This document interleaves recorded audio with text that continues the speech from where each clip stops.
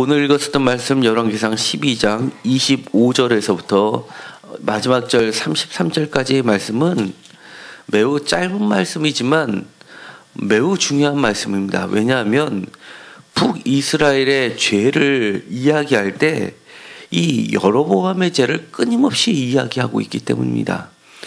북이스라엘의 잘했다 못했다를 평가할 때의 기준이 바로 오늘 읽었었던 말씀의 기준이 되고 있다는 사실을 다시 한번 인식한다면 매우 짧지만 반드시 우리가 그저 넘어가면 안 되고 우리의 마음속에 깊이 새겨둬야 할 것입니다. 먼저 여로보암이 에브라임 산지에 세겜을 건축하고 거기서 살며 또 거기서 남아서 분회를 건축하고 라고 되어 있습니다. 주일날 말씀을 드린 바와 같이 여로보암이 르호보암으로부터 분리하여서 10개 지파의 북이스라엘을 세운 것은 단순히 개인적인 욕심이라기보다도 하나님의 뜻에 의해서 이루어진 역사라고 말씀을 드렸습니다. 그 배경에는 열왕기상 12장 15절에 있는 실로 사람 아히야가 주축이 돼서 하나의 종교 개혁을 필두로 해서 일으킨 사건이라고 할 수 있습니다. 뿐만 아니라 22절에 보면 하나님의 사람 스마야라고 해서 이 하나님의 사람이 다시금 이 종교개혁에 일어나는 남유다와 북이스라엘의 전쟁을 말리면서 북이스라엘의 출발을 견고하게 했던 것도 바로 하나님의 예언에 입각했기 때문입니다. 여기서 예언이라는 것은 미래의 것을 미리 알려주는 것이라기보다도 하나님의 말씀이 임하는 맡겨진 하나님의 말씀의 선포에 있음을 예금 예자를 쓰고 있음을 분명히 하고자 합니다. 분명한 단순히 미래를 맞추는 점장이의 이것과 확연히 다름을 이야기할 수 있습니다. 하나님이 말씀하신 것은 과거의 것을 말씀하셨다 하더라도 그것이 하나님의 선포이고 그 가운데서도 새로운 역사가 출발되는 새 창조의 역사가 일어나서 그것이 또다시 현재를 조명하고 미래를 밝혀주는 사건이기도 하고 또 그것이 또 미래에 끊임없이 발생할 수 있는 것을 과거와 현재가 미래가 하나님 안에서는 구분되지 않고 하루 같은 현재 같은 그리고 과거 같은 그리고 또 미래 같은 일이 벌어지고 있기 때문입니다. 신비의 숫자이고 신비의 사건이고 신비의 시간이 하나님 안에서는 늘 발생함을 볼 수 있습니다. 이 세겜과 분회일이라는 것은 분명한 과거에 하나님이 임시하셨던 매우 중요한 종교 도시들입니다. 세겜을 건축하고 분회를 건축하고라는 이야기는 다시 한번 그 역사적 지방 성소들을 재건하였다는 의미가 됩니다. 그러면서 그곳으로부터 기반을 갖고 있는 여러 지방 호족들로부터 지지를 받게 됩니다. 그러면서 26절에 마음에 스스로 이르기를 나라가 이제 다윗의 집으로 돌아가리로다 라고 이야기를 합니다. 왜냐하면 지방 성소를 건축했어도 이 예루살렘 성전을 건축하면서 1년에 3번씩 다윗 때부터 그리고 솔로몬 때부터 이 언약궤가 그곳에 있었기 때문에 언약궤가 있는 것과 언약궤가 없는 지방 성소에는 근본적으로 차별이 있을 수밖에 없고 그리고 예루살렘 성전이 세워지고 나서 1년에 3번씩 반드시 이스라엘 모든 사람들은 남자들은 하나님의 전에 나와야 된 그런 절기를 행하고 있었기 때문에 이 지방선수를 완전히 무시하지는 않았지만 지방선수가 담아내지 못하는 그런 중요한 예배의식이 바로 예루살렘 성전에서 벌어지고 있기 때문입니다. 또한 신명기에서도 특별히 신명기 12장이라든지 이런 다른 명령을 소개할 때도 예루살렘 성전 외에 다른 곳에서는 성전을 짓지 말라라는 규정 자체가 없습니다. 이스라엘 전 역사를 보면 애굽 땅에도 높당이라고 하는 곳에도 그곳에서 이 디아스포라 유대인들을 위한 여호와의 성전이 세워진 것을 보게 되고, 제2이사야라고 하는 45장부터 55장에서도 그런 이방 땅에 세워진 성전을 하나님의 임재하심을 나타내는 말씀으로 읽고 있다는 것을 우리는 알 필요가 있습니다. 다시 이야기하면 전 세계가 하나님의 땅이기 때문에, 다만 예루살렘 성전은 모든 세계의 중심이라는 사고가 있었기 때문에 다른 곳에 성전이 세워지지 말라는 규정 자체는 없었던 겁니다. 다만 그 중심이 예루살렘 성전이라는 것입니다. 그런데 이 사람들이 예루살렘 성전을 자꾸 방문하다 보면 이제는 점점점 르호보암이 강성해질 수밖에 없다는 것을 알았기 때문에 특별한 조치를 하게 됩니다. 단순히 전통적 도시 야곱의 지파들의 중심이 됐던 세겜을 재건한다고 해서, 그리고 이 분우엘이라는 것은 하나님을 배웠다라는 야곱, 특별히 이스라엘 지파에서 신성지되는 제단이 있는 곳이라 하더라도 그것을 감당할 수 없기 때문에 28절에 보면 두 금송아지를 만들고 이르기를 너희가 다시는 예루살렘에 올라갈 것이 없다라고 하면서 너희를 애굽 땅에서 인도하여 올린 너희의 신들이라 하고 베델과 단의 제단을 만들고 맙니다. 이 베델과 단이라는 곳도 마찬가지로 오랜 전통이 있는 지방 성소입니다. 그리고 거기에는 예루살렘이 멸망할 때까지, 그리고 북이스라엘보다 무려 150년 이후나 존속했던 예루살렘이 멸망할 때까지에도 이 베델과 단은 중요한 지방 성소로서 거기서도 희생제사가 끊임없이 지내지고 있었기 때문에 29절에 있는 베델과 단이라는 곳에 처음 성소를 세웠다기보다도 지붕 같은 걸 세움으로써 마치 예루살렘 성전을 모방하는 듯이 어느 정도는 신식으로 만들었을 가능성이 있어 보입니다. 그럼에도 불구하고 문제가 되는 것은 첫 번째 있는 것처럼 이렇게 두 금송아지를 세웠다는 겁니다. 또한 두 번째 문제를 지적하는 것이 있습니다. 31절에 그가 또 산당들을 짓고 레위 자손이 아닌 보통 백성으로 제사장을 삼고 오라고 되어 있습니다. 이것이 두 번째 커다란 죄가 되는 겁니다. 이 베델과 단과 그리고 세겜과 분우엘을 건축했다는 게 사실 문제가 되는 것이 아니라, 거기든 과거부터 특히 이 단이라는 것은 제가 이미 설명한 바와 같이 사사시대부터 사사기 18장 18절에 나와 있는 것처럼 모세의 직계 후손들이 제사장에 대해서 그곳에서 제사를 진행하고 있었던, 현재도 진행하고 있는 그곳을 공식화시켰던 것뿐이었는데, 문제의 핵심이 되는 것은 바로 이 두 금송아지를 세웠다는 것과 함께 제사장이 아닌, 레위 자손이 아닌 보통 백성으로 제사장을 삼았다는 게 문제가 되는 겁니다. 왜냐하면 이 레위 자손들은 예루살렘 성전을 짓고 나서 솔로몬 시대 때 대거 그들을 중앙으로 흡수시켜버리고 말았습니다. 그리고 이 금송아지 사건을 통해서도 대거 이 레위 자손들은 이 예루살렘 성전으로 다시금 남아있을 가능성이 매우 높습니다.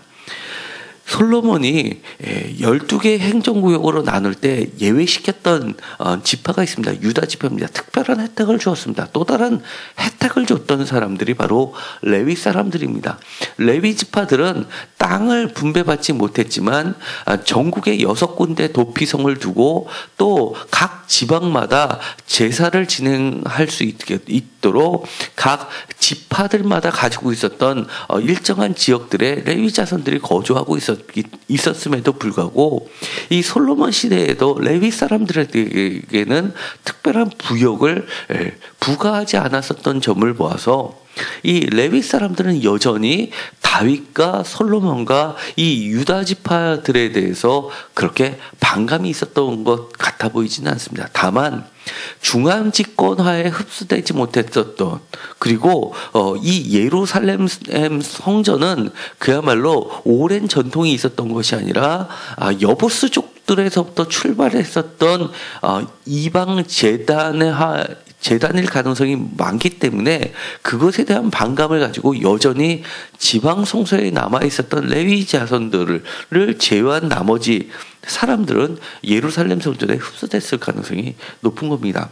그렇기 때문에 이 부족한 제사를 감당해야 되는 사람들을, 그리고 보다 유다 지파와 다윗 가문의 우호적인 사람들이 아닌 자기네들의 편에 쓸 수 있는 사람들을 제사장으로 삼았다라는 것이 문제가 되는 겁니다.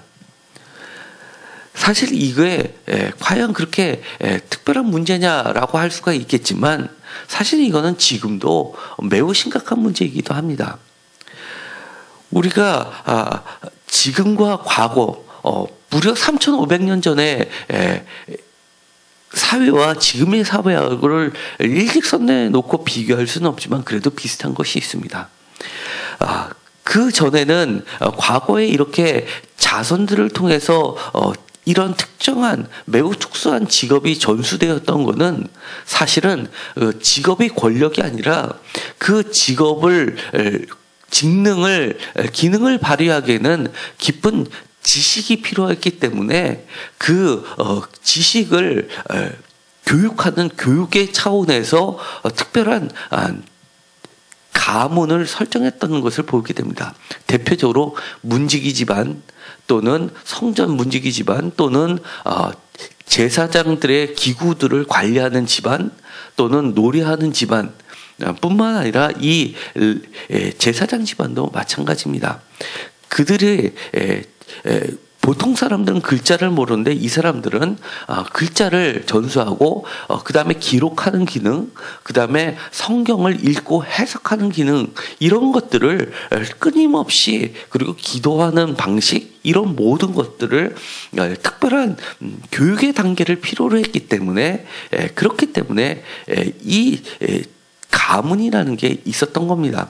그런데 그런 특별한 교육을 받지 않고 하나님의 말씀을 자기 멋대로 해석할 가능성이 사전에 방지하기 위하여, 또는 제사를 잘못 드리는 그런 우를 범하지 않기 위해서 하는 그 기능을 무시하고 늘 내가 보았기 때문에 나도 할 수 있다라는 식으로 가는 것 자체가 매우 위험하다는 겁니다. 심지어 이 아론의 두 아들도 불에 타서 죽는 그런 초기에 끔찍한 일이 있었던 것이 하나님의 경고였는데도 불구하고 내 마음대로 판단하고 내 마음대로 할 수 있다라고 하는 그런 것을 범했다는 것이 심각한 문제가 됩니다.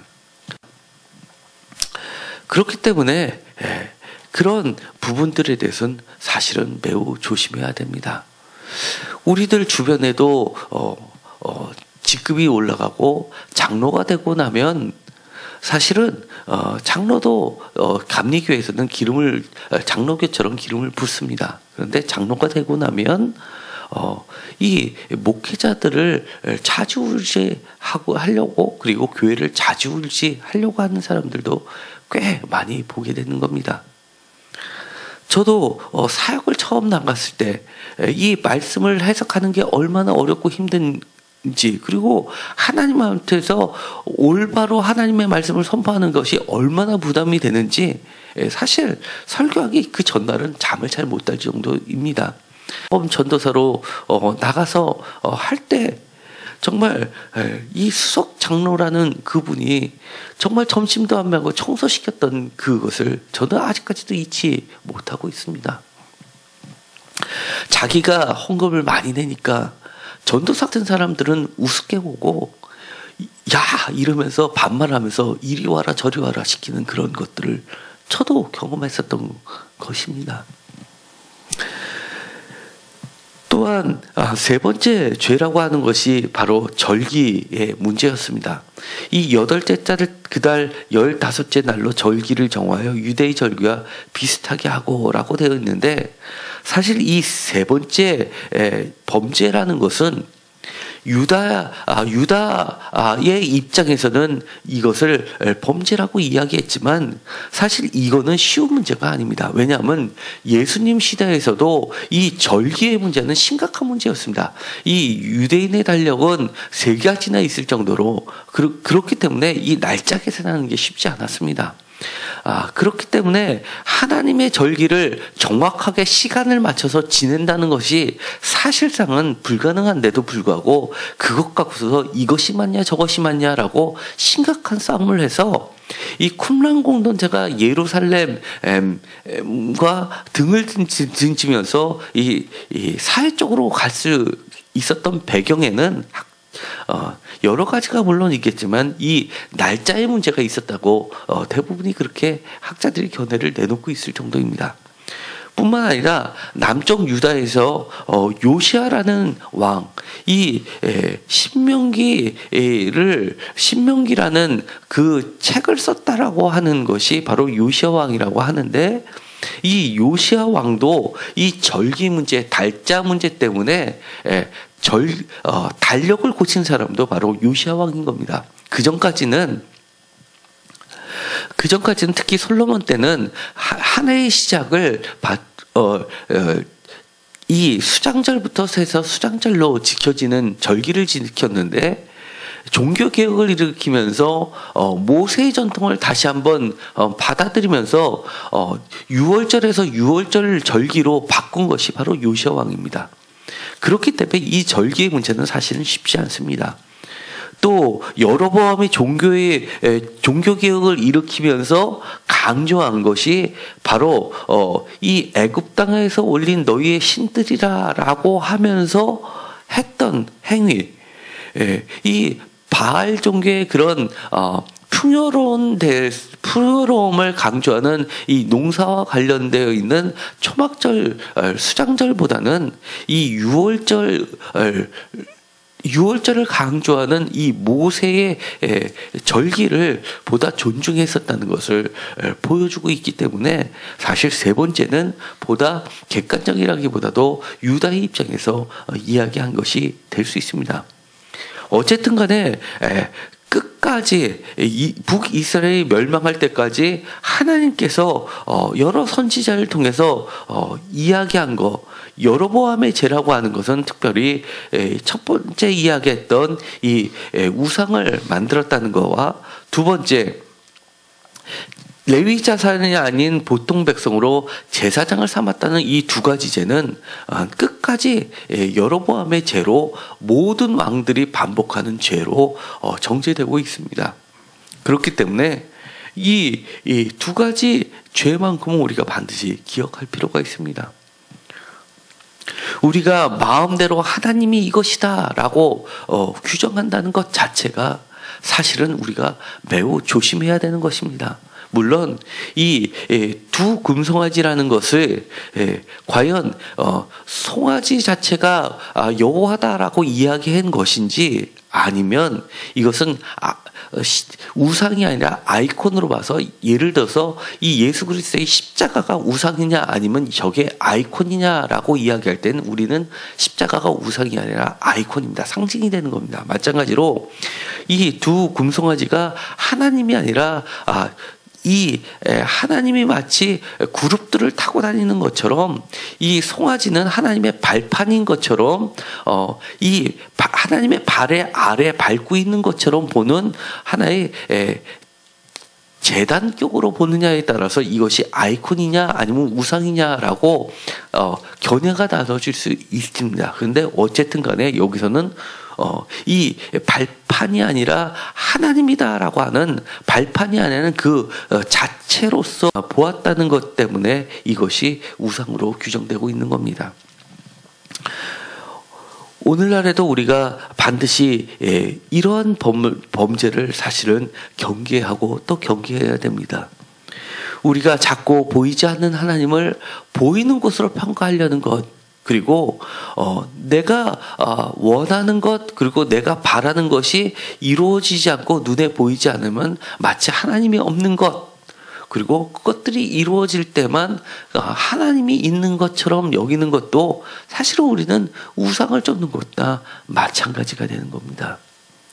또한 주님의 하나님의 말씀들을 읽고 해석하고 올바르게 선포하는 것, 그 자체가 매우 중요하고, 또한 그거 못지않게 중요한 것은 그 선포되는 말씀을 그대로 하나님의 말씀으로, 사람의 말이 아닌 하나님의 말씀으로 받아들이는 것까지도 중요한데, 내 생각과 틀리다고 저거는 너 잘났다라고 이야기하는 것, 그리고 저거는 하나의 견해일 뿐이지라고 하는 것 자체도 사실은 우리는 경계해야 되는 겁니다. 물론 우리가 보기에도 정말 누가 보더라도 저건 하나님의 말씀을 왜곡하는 경우도 많이 있습니다. 누가 보더라도 저거는 자신의 이해관계 때문에 하나님의 말씀을 정말 말도 안 되게 그렇게 해석하는 경우도 우리가 왕왕 접할 수 있습니다. 그러나 그것은 우리가 기도하는 사람들이 누구나 느껴지는 것이라 하더라도 우리는 결코 그런 죄에 가담하면 안 된다는 것을 이야기하는 겁니다. 그런 사람들은 하나님 앞에서 철저하게 심판을 받을 것이고, 우리는 우리대로 하나님의 말씀에 대해서 어떤 태도를 취했냐라는 것으로 또다시 하나님 앞에 별도로 서야 되는 것은 분명하기 때문입니다. 다시 한번 우리가 우리의 신앙생활을 할 때 이 여로보암의 죄를 범하지 않는 저와 여러분들이 모두 되기를 간절히 소망합니다. 기도하고 마치기로 하겠습니다. 하나님, 우리가 신앙생활을 할 때 물론 먼 과거의 일이지만 그런 여로보암의 죄를 오늘날 다시 범하지 않게 하여 주옵소서. 우리가 보이지 않는 하나님을 보이는 하나님으로 만들기 위해서 애쓰지 않게 하여 주시옵시고, 내 생각과 내 판단대로 하나님의 형상을 만들지 않게 하여 주옵소서. 또한 하나님의 말씀을 하나님의 말씀으로 선포할 수 있게 하여 주시옵시고, 그 막중한 책임을 맡은 주의 종들을 위하여 우리가 끊임없이 기도로 도울 수 있게 하여 주옵소서. 이 귀한 하나님의 말씀이 선포되는 자리에서 또한 그 말씀을 받는 우리들도 하나님의 말씀으로 받아들이게 하여 주옵소서. 우리가 우리의 이해관계에 의해서 하나님의 말씀을 재단하지 않게 하시고, 하나님의 말씀을 하나님의 말씀으로 받아들이고 순종하는 자들이 모두 되게 하여 주옵소서. 오늘도 끊임없이 여로보암의 죄는 반복되고 있음을 보게 됩니다. 결코 그 여로보암의 죄에 우리가 가담하지 않게 하여 주옵소서. 예수 그리스도의 이름으로 기도드렸습니다. 아멘.